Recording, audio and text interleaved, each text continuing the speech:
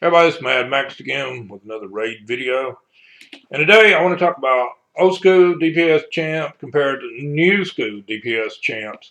And I want to look at the difference if these new guys are a whole lot better than the old guys were that everybody bragged about. And you have to be careful about all this because guess what? When you're looking at this, in a video that's maybe a year or two old, that was a year or two ago. There are much better champions out there than what they're bragging about on that part. All this stuff has changed over time. If you guys would please hit that little red subscribe button in the corner, give it a thumbs up if you like. If you got any questions, leave them in the comments. I'll try to get back to you. But the champs I want to go over today. This is a champ that I got early in the game, about 4.5 months in.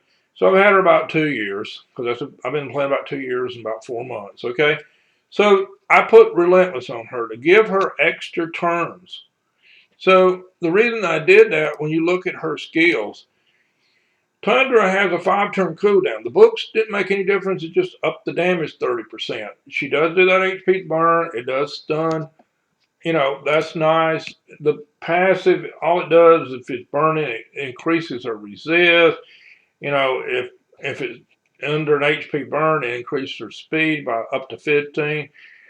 That's, the speed difference will help a little bit, but the rest, but the resist, unless you got a lot of stuff stunned.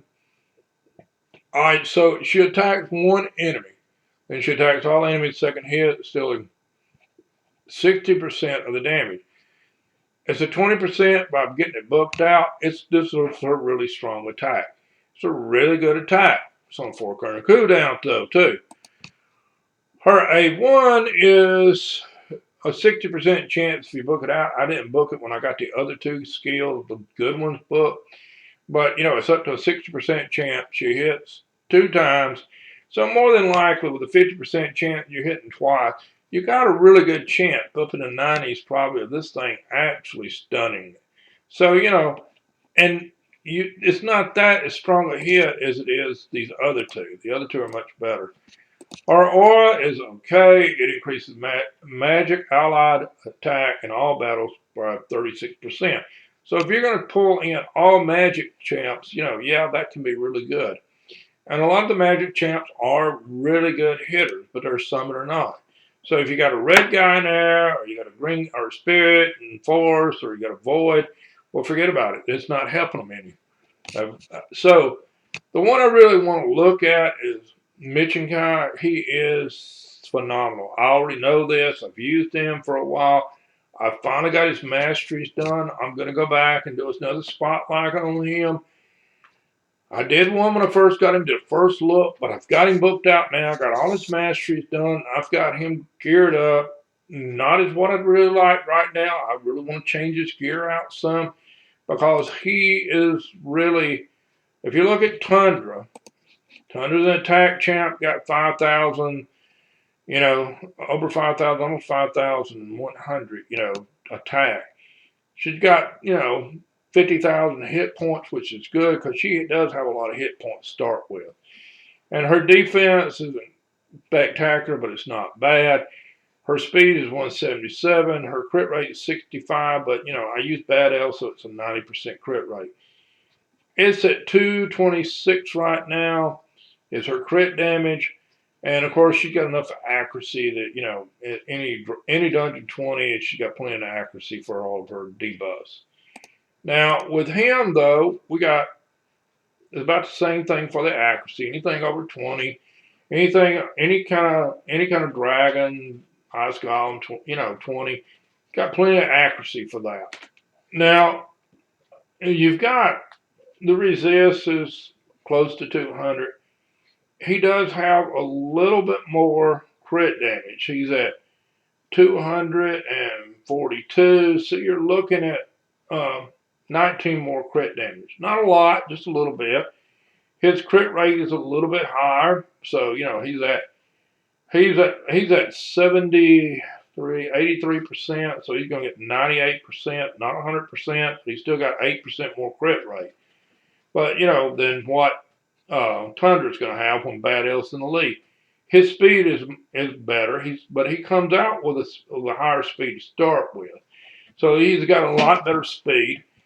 But he has defense of only 5,100. So he's not, and he is defense based. So he does not have.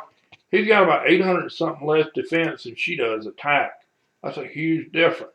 He's going first too, and when he goes first, his skill that he's going to throw first is this, which decreases defense and decreases attack. So when Tundra drops her stuff, she's getting that 60% extra decrease of defense up, which should up her damage like crazy, but compared to his. But it doesn't, but it's not going to do that. I mean, he's still going to beat her, and he's going to beat her bad. Now, he does this A1 attack. He has a 50% chance of placing an HP burn debuff for 2 turns. It's a 60% because it's booked out. He has attack all enemies 2 times. The first hit removes all debuffs. This is an insane attack. And then this second hit places a hex debuff. I have went in with him, and I have, of course,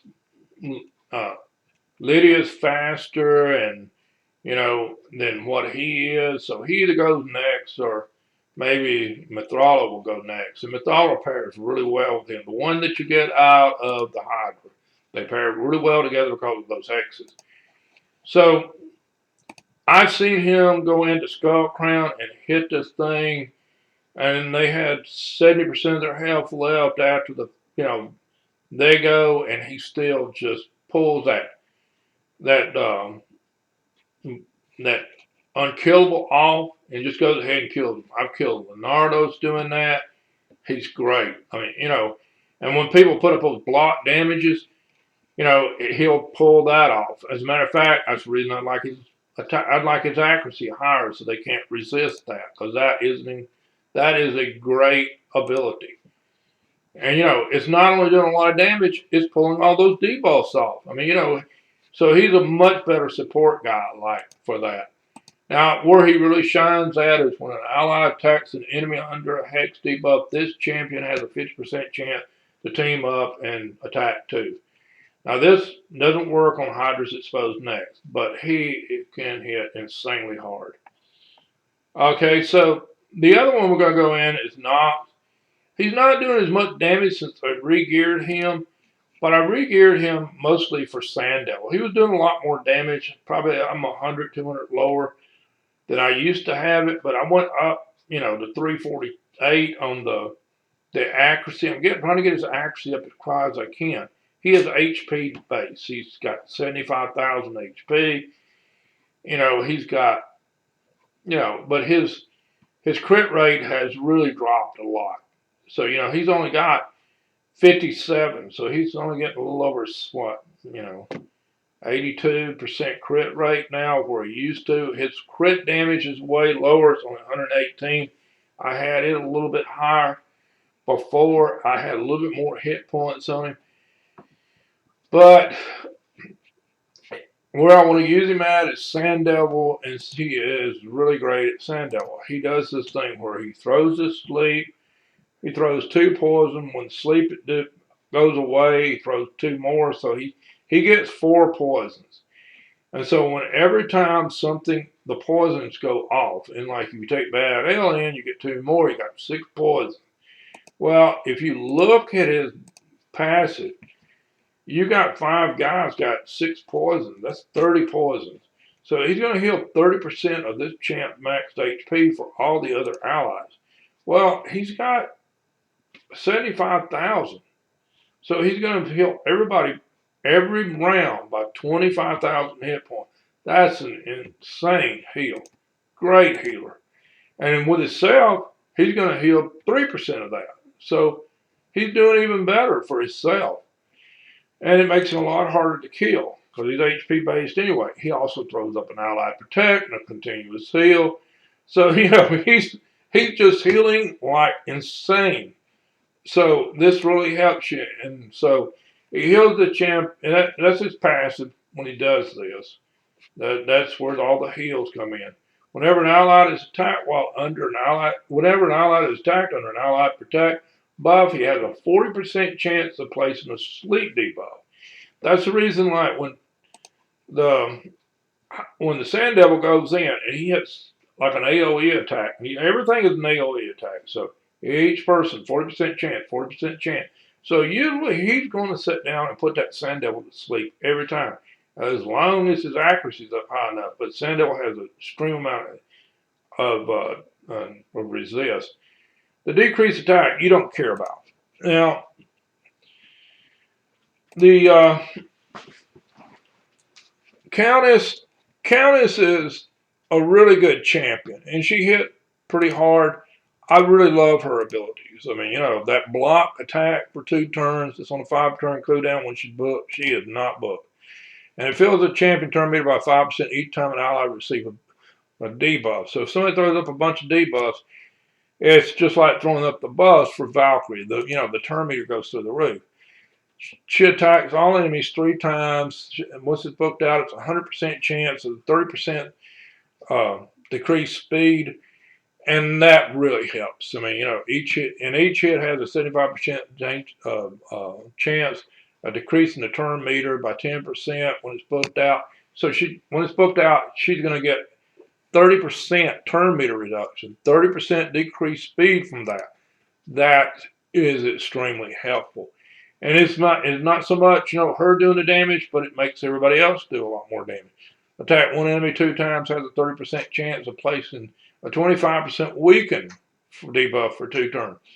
I mean, she's attack based, so that makes her a lot more squishier. And if you look, her accuracy is really good. Her resist is okay. She has 211 crit damage, a little bit less than Tundra's, about 10%. Her crit rate is going to be 100% with Bad L because she's already at 90. Her speed is faster to 09. Her base speed is much faster. Her defense is okay at 2K. It's not great.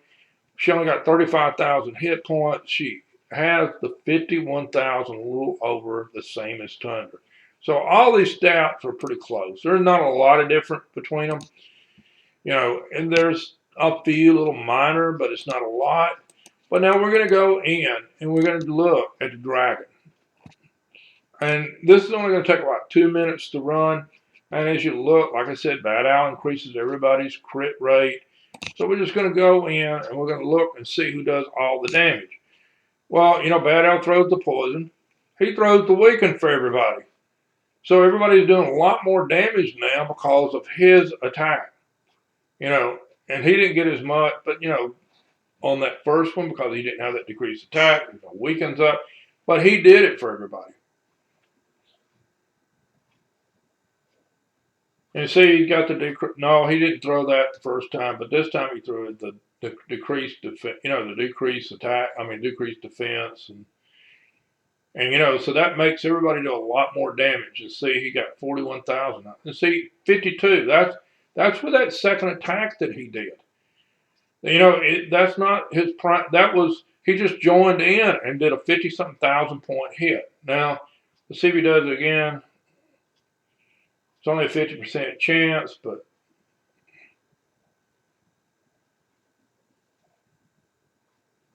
let's see.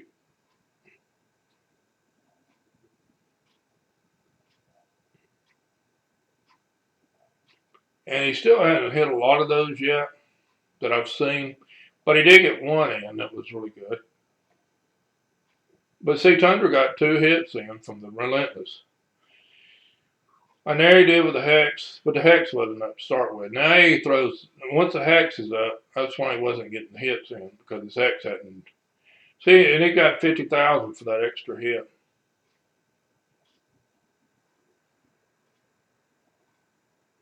See, now he got 26 for the extra hit. I've seen him do, 60,000 for the extra hit. He does a lot of extra hits with that. So what do we get here? We got 1,000,000 points for him, and that's low for what I've normally seen him do. Countess did 760. Knox was low. Like I said, since I re-geared him, I've lost 20,000 points on that. But you look, and he beats. And, and its cooldown for the hexes were gone during this time. You know, so he would have did even more if that hex had been up high, more. But still, a defensive champ. He blew away by 100,000 points, at least 10% on that round. And I have seen him almost double it. Now we're going to go in and we're going to run Ice Golem and see how well they do on Ice Golem. And of course, since a lot of these guys aren't booked, the cooldowns, you know, make a huge difference. See, Tundra got 2 hits in for the Relentless. Relentless is a great set. I mean, you know, this Relentless always, your attacker is always going to increase your damage a lot. That's the reason I use it on Ninja a lot. And, you know, it's just, it makes a big difference on Ninja. Now, he just lowered everybody's defense down.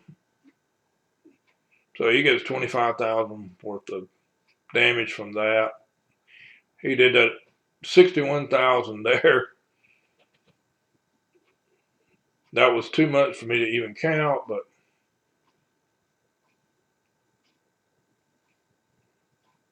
so he got what, 39 and 14. See, he keeps hitting. And the reason he keeps hitting is because those hexes are up. So he got that hit in 95,000 just because he had that hex up. As I said, he works so well with Madmaxed because when she's hexing too and that hex stays up all the time, he's always getting these extra hits in. So it really increases his damage up. So nobody has a hex up right now except for the boss. And since they're hitting the ads, he's not going to get that. He's not going to get that extra hit. He gets that time because he hit the boss with that AoE attack.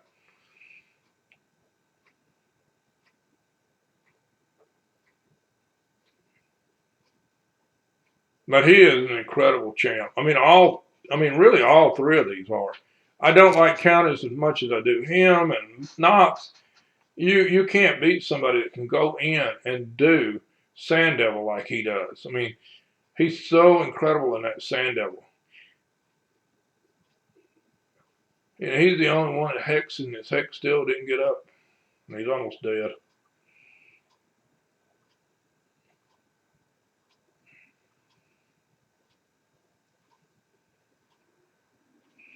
So what did we get here? We got 1.8 mil. Tundra, 1.2. So he did 50% more damage. Nox only did 400, you know, but you look, Countess did 800. Bad L did 500,000.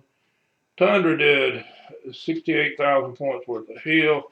He did 67. Nox did 133,000 heals. He healed. You look at this, and Bad L is one of the great healers in the game. You know, so you look at the heals on this, and these are your 2 healers.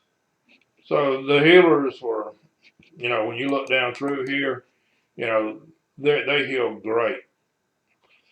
So, you know, that's how it works, but I'm going to show you what he does. But he's my favorite champ right now. But I'm going to go into Arena and find somebody that's a little bit slower to start out with. Like, you know, we might get, let's try this. We might get froze by Termine, but especially since we're going to get all these buffs. They're all slow, so I'm not going to sit down and throw the increase attack.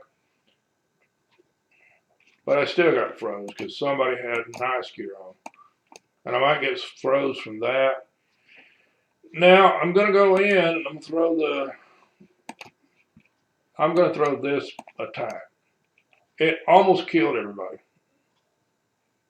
That one hit. And these are some tanky guys. I mean, you know, this is a, of course, you know, I love her. Forget, she does not let anybody revive. So let's see what we did here. 155,000. 8,000 for Arbiter. Lydia did 38. Mithrala did 33.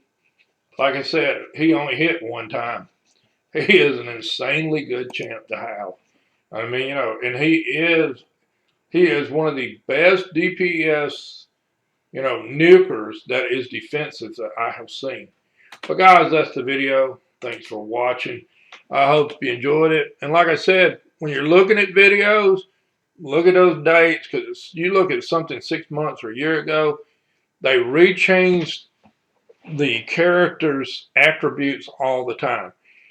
I mean, it's just like there's a lot of guys they've upped their skills. Burgess used to be absolutely horrible.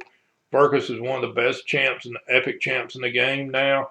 And there's a lot of champs like that. They go in, they retweak the champs, but the ratings will be bad because the ratings are from back when they first got them, and they had bad ratings for 2 years or 3 years, and then all of a sudden, a year ago, they went in and they rechanged their stat. Well, now you're having good reviews, but you had 3 years of bad reviews. So, and the ratings will still be awful because of that, because you got a few 4 or 5s now, but you had a whole bunch of 1s before.